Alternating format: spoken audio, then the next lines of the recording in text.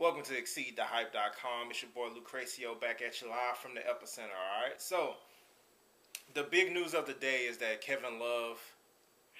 Kevin Love trade has been agreed to by the Cleveland Cavaliers and the Minnesota Timberwolves. Alright, the specifics of the trade at this point, granted, it can't become official until August 23rd, but we see it happen all the time. You know, with the trades on draft night and stuff, that stuff doesn't usually become possible or become official till like a month later or so. So essentially, I mean, the trade's done. Nobody else is going to jump in and try to jump the Cavs or whatever, because Kevin Love already stated that he was not going to re-sign with anybody else. So the specifics of the trade at this point are Kevin Love going to the Cleveland Cavaliers and Anthony Bennett and Andrew Wiggins, plus the first round pick that's, I believe, protected this upcoming year, that is from the Miami Heat, are all going to Minnesota. Now,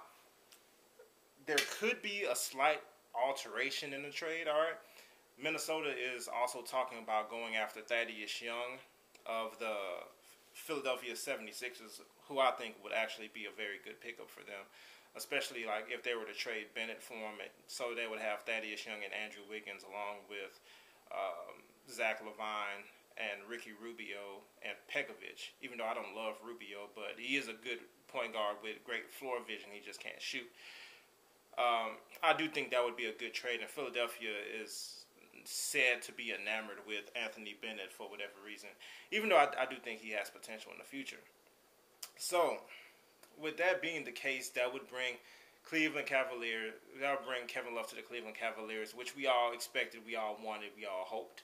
All right, it's interesting to say the very least, because also Adrian Waj of CBS Sports or Yahoo Sports, whatever you want to call them, stated that upon the trade becoming official on the 23rd, the Cleveland Cavaliers would also sign Kevin Love to a 5-year extension worth about $120 million. That was later refuted by ESPN's Brian Windhorst, stating that they would have to wait a whole another year to sign Kevin Love to the extension. I personally am going to lean towards Waj on that one. He's almost never wrong when it comes to scooping and dropping information or whatever, whether it's on Twitter or wherever.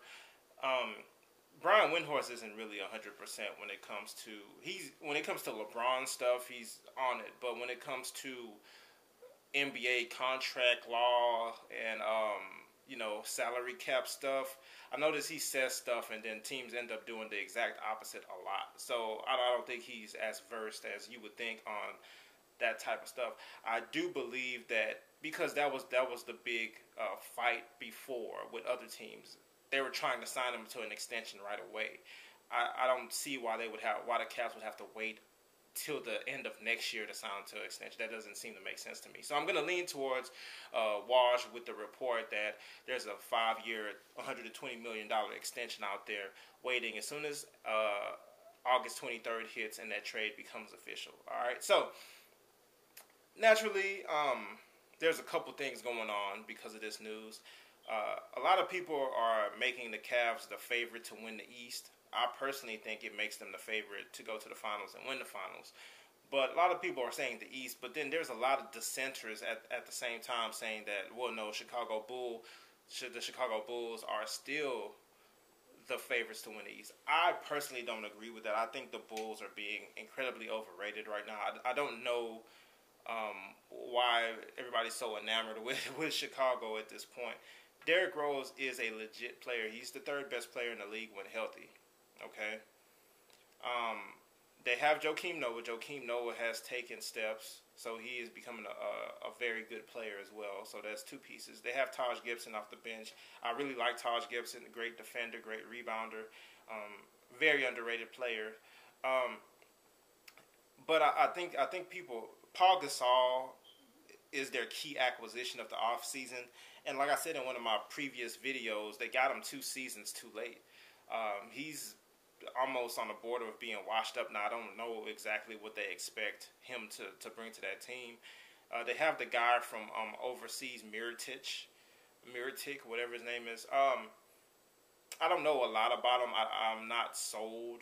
I'd have to see it to believe it. But I don't know exactly everything there is to know about him. And then there's Doug McDermott from Creighton, the rookie who we've yet to see in a game.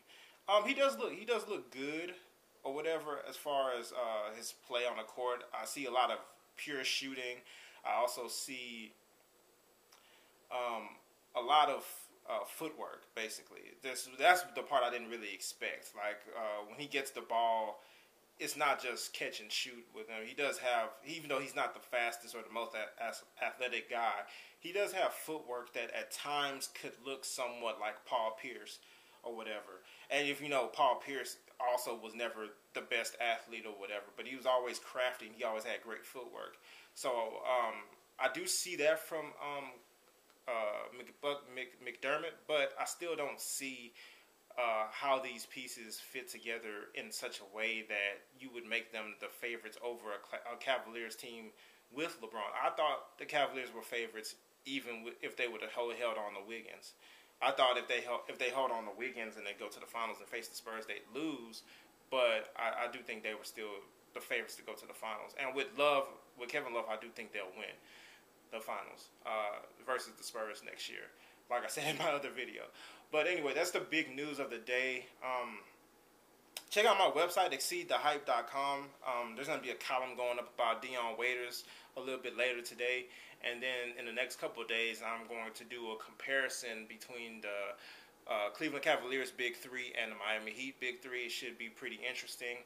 And shout out to my subscribers that are being real active on my videos or whatever. There's not a lot of stuff I like doing. I like doing more than talking about basketball. So I usually respond to everything as long as I see it. So yeah, keep dropping all the comments, keep liking the videos, subscribing or whatever, and see you next time.